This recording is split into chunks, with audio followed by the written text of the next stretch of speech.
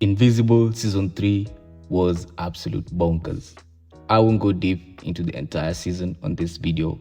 All I can say is that the producers did an extremely amazing job with this one, with the icing on the cake being the last episode, which to me was the definition of perfect. It's Hazel!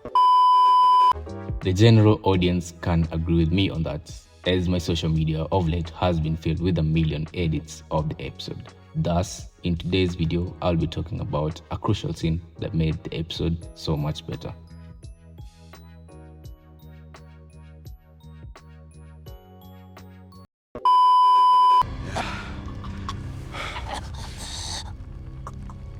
I am so lonely. All the other Viltrumites are scared of me. No one talks to me. No one wants to be my friend. They think I am unstable. They send me from planet to planet committing atrocities in their name. And as I get better at it, they fear me more and more. I am a victim of my own success. Conquest. I don't even get a real name, only a purpose. I am capable of so much more, and no one sees it. Some days I feel so alone I could cry, but I don't. I never do. Because what would be the point? Not a single person in the entire universe would care.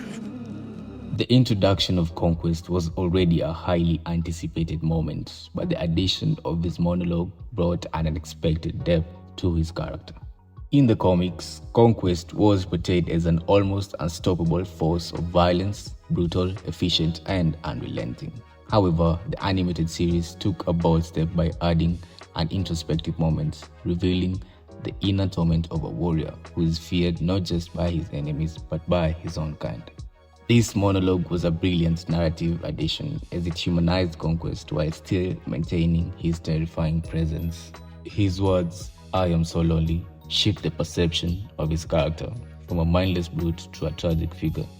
The show presents him not just as an agent of destruction, but as a victim of his own success. He has been shaped by his purpose to such an extent that even those who rely on his strength fear him.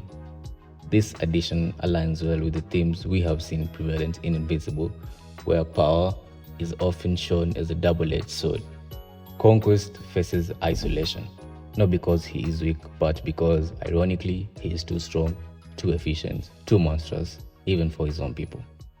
I mean, the way he delivers this speech was absolutely amazing. By the way, huge shout out to the voice actor, Jeffrey Dean, for that performance. He made the audience sort of start sympathizing with him, almost forgetting that just a few minutes ago, he was on the verge of ripping apart an 11-month-old child. Philosophically, Conquest's monologue taps into the idea of existential despair. He acknowledges his own emptiness, stating that some days he feels so alone that he could cry, but he never does. This moment redefines him not just as a villain, but as a being trapped by his own nature. It presents a paradox. His strength has made him invaluable to the Viltrumite cause, yet it has also stripped him of any meaningful connection. He is given no real name, only a purpose, suggesting that his identity has been completely consumed by his function as a warrior. However, the most unsettling part of this entire monologue is the way he delivers it. He's not confiding in a friend, nor is he seeking understanding. He is speaking to Mark, someone he fully intends to kill.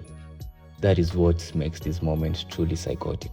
Conquest opens up in a way that almost invites sympathy, but he does so confidently, knowing that his confession will never leave that battlefield.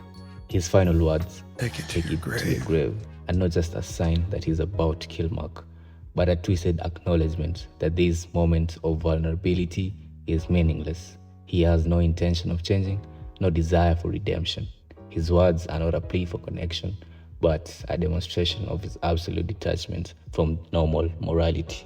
Another brilliant aspect of the producer's decision was how they gave us just enough of Conquest's background to deepen his character without fully unraveling his mystery. We know that he is feared even among his own people, that he is lonely, and that his strength has made him an outcast. But beyond that, we still don't know who Conquest truly is, what events in his life led to this instability, or why he became the Viltrumite enforcer that even his own kind avoids. This balance between revelation and mystery makes him even more compelling. He's not just a brute force, he's a character with hidden depths that remain unexplored, keeping the audience intrigued. Unless the producers decide to give us more of his story in the next season, with some kind of torn between wanting to know more and the allure of leaving it in shrouded mystery, so I am cool with any decision they make. By adding these introspective yet deeply unsettling moments, Invincible elevates Conquest from a one-dimensional antagonist to a tragic and terrifying embodiment of the burdens of power. To me, his moment of reflection does not soften his character, it actually sharpens it, making him even more unpredictable and dangerous.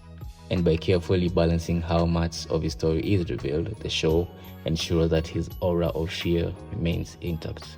This was a masterful, creative decision that enriches both the character and the world of the show, and for that, kudos to the producers.